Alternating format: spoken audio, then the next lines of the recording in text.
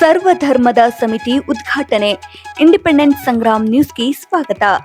ಸರ್ವಧರ್ಮದವರು ಸೇರಿಕೊಂಡು ಜಾತಿ ಮತ ಪಂಥವನ್ನು ಮರೆತು ಎಲ್ಲರೂ ಸೇರಿ ಸಂಘ ಸಂಸ್ಥೆಗಳನ್ನು ಪ್ರಾರಂಭಿಸಿದಾಗ ಅಭಿವೃದ್ಧಿ ಸಾಧ್ಯ ಎಂದು ಮುರುಘಾಮಠದ ಡಾಕ್ಟರ್ ಮಲ್ಲಿಕಾರ್ಜುನ ಮಹಾಸ್ವಾಮಿಗಳು ಹೇಳಿದರು. ಅವರು ಧಾರವಾಡದ ನವಲೂರಿನ ವಿನಾಯಕ ನಗರದಲ್ಲಿ ಸರ್ವಧರ್ಮದ ಸಮಿತಿಯ ಕಾರ್ಯಕ್ರಮವನ್ನು ದಿವ್ಯ ಸಾನ್ನಿಧ್ಯ ವಹಿಸಿ ಹಾಗೂ ಉದ್ಘಾಟಿಸಿ ಮಾತನಾಡಿದರು. ವಿನಾಯಕ ನಗರದ ಸರ್ವಧರ್ಮ ಸಮಿತಿಯ ಅಧ್ಯಕ್ಷರಾದ ಶಿವಾನಂದ ಕುಂದಗೋಳ್, ಉಪಾಧ್ಯಕ್ಷರಾದ ಸಂತೋಷ್ ಎಡಳ್ಳಿ, ಕಾರ್ಯದರ್ಶಿ ಮಂಜುನಾಥ್ ಜಾಪಣ್ಣವರ್, ಸಹ ಕಾರ್ಯದರ್ಶಿ ರಾಜು ಚಿಕ್ಕಯ್ಯನವರ್, ಕಂಜಾಂಚಿ ರಮೇಶ್ ಸುಂಕತ್, ಬಸವರಾಜ್ ಪಾಗದ್, ಮಲ್ಲೇಶಪ್ಪ ಧಾರವಾಡ ವೇದಿಕೆ ಮೇಲೆ ಇದ್ದರು. ಈ ಸಂದರ್ಭದಲ್ಲಿ ಪುಂಡಲಿಕ್ ಜಗದಾಳೆ, ರಾಮಚಂದ್ರ ಮೋಹಿತೆ, ರವಿ ವಾಡ್ಕೇರ್, ಹುಸೇನ್ ಸಾಬ್ ನದಾಫ್, ವಿನಾಯಕ್ ನಗರದ ಗುರು ಹಿರಿಯರು, ಮಕ್ಕಳು, ಮಹಿಳೆಯರು ಸೇರಿದಂತೆ ಅನೇಕರು ಕಾರ್ಯಕ್ರಮದಲ್ಲಿ ಭಾಗವಹಿಸಿದ್ದರು. ಪ್ರಾತಸ್ಮರಣೀಯರಾದ ಮುರುಘಾಮಠದ ಲಿಂಗೈಕ್ಯ ಮೃತ್ಯುಂಜಯ ಮಹಾಂತಪ್ಪರವರನ್ನು ಸ್ಮರಿಸಿ ಸಮಿತಿಯ ಕಾರ್ಯಾಧ್ಯಕ್ಷರಾಗಿರುವಂಥ ಶಿವಾನಂದ ಕುಂದಗೋಳವರೇ, ಸಮಿತಿಯ ಎಲ್ಲ ಪದಾಧಿಕಾರಿಗಳೇ, ಸೇರಿದ ಮಹಾಜನಗಳೇ ಹಾಗೂ ಮಾತೆಯರೇ, ಅಭಿಮಾನಿಗಳೇ, ಎಲ್ಲರಿಗೂ ಶರಣಾರ್ಥಿಗಳು. ವಿನಾಯಕ ನಗರದಲ್ಲಿ ನೂತನವಾಗಿ ಸರ್ವಧರ್ಮ ಸಮನ್ವಯ ಸಮಿತಿಯ ಉದ್ಘಾಟನೆ ಆಗ್ತಾ ಇರೋದು ಬಹಳಷ್ಟು ಸಂತೋಷ ಹಾಗೂ ಅಷ್ಟೇ ಅಭಿಮಾನ. ಇವತ್ತು ಯಾವುದಾದ್ರೂ ಒಂದು ಗ್ರಾಮದಲ್ಲಿ, ನಗರದಲ್ಲಿ, ಓಣಿಯಲ್ಲಿ ಒಂದೇನಾದರೂ ಮಹತ್ವದ ಕೆಲಸ ಆಗಬೇಕಾಗಿತ್ತು ಅಂದರೆ ಅದಕ್ಕೆ ಸಂಘಟನೆ ಬೇಕಾಗ್ತದೆ. ಸಂಘಟನೆ ಇಲ್ಲದೇ ಯಾವ ಕೆಲಸಗಳು ಆಗೋದಿಲ್ಲ. ಒಂದು ಕಾಲೊಳಗೆ ಬಿದ್ದ ಕಟ್ಟಿಗೆಯ ತುಂಡನ್ನು ಲಟ್ ಅಂತ ಎರಡು ಕೈಲಿ ಮುರಿದು ಹಾಕಿಬಿಡಬಹುದು.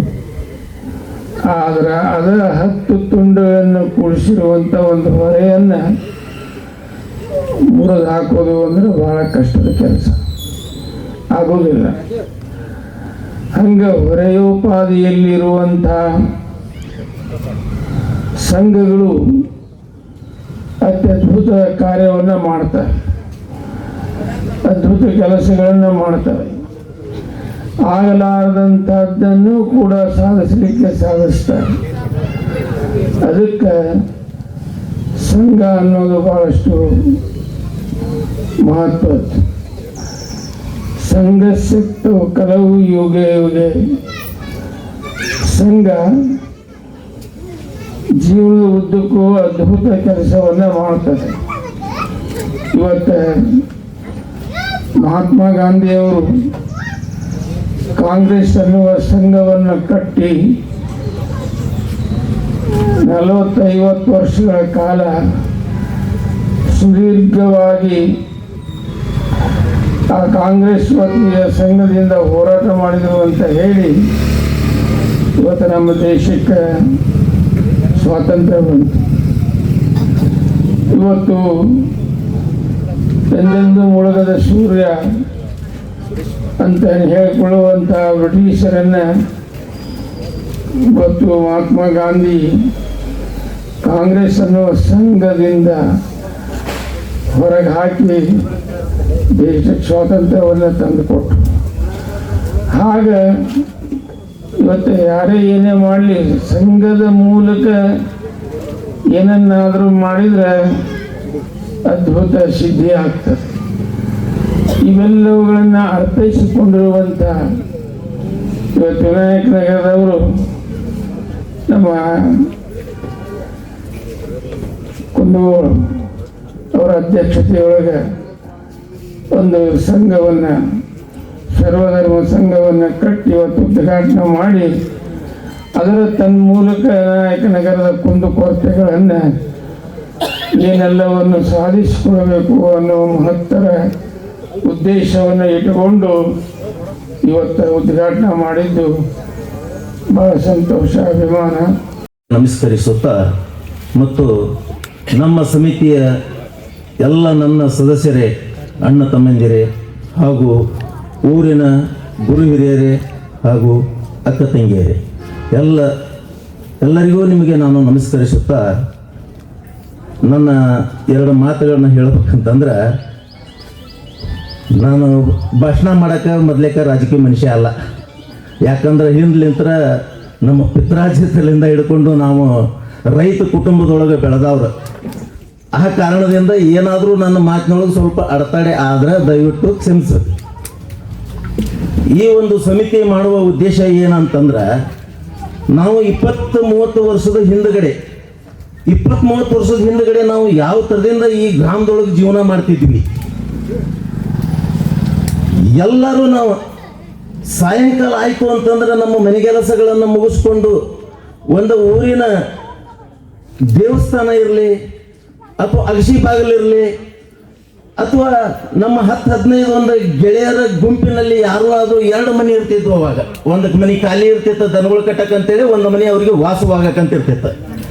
ಆ ಖಾಲಿ ಇದ್ದಂಥ ಮನೆಗಳದಾಗ ಒಂದಷ್ಟು 10-15 ಮಂದಿ ಕುಂತು ಅಗಸಿ ಕಟ್ಟಿ ಕುಂತು ದೇವಸ್ಥಾನಗಳದಾಗ ಕುಂತು ಎಲ್ಲರೂ ಒಂದೊಂದು ತಾಸು 2-2 ತಾಸು ತಮ್ಮ ಅನಿಸಿಕೆಗಳನ್ನು ಚರ್ಚೆ ಮಾಡೋದ್ರ ಸಲುವಾಗಿ ಅಲ್ಲಿ ಕುಂದಿರ್ತಿದ್ರು.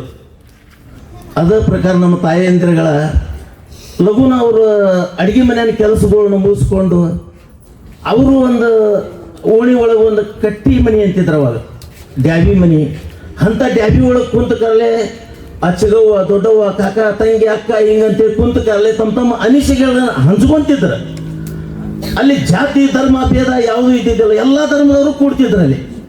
ಹಿಂಗಾಗಿ ಅವಾಗ ಎಲ್ಲ ಊರಾತು, ಎಲ್ಲ ರಾಜ್ಯಗಳಾತು, ಯಾವ ಸಮಸ್ಯೆ ಇಲ್ಲದ ನನ್ನ ಒಂದು ಒಮ್ಮತದಿಂದ ನಾವು ಒಕ್ಕಟ್ಟಾಗಿ ಹೋರಾಟ ಮಾಡ್ಕೊಂತ ಬಂದಿದ್ವಿ.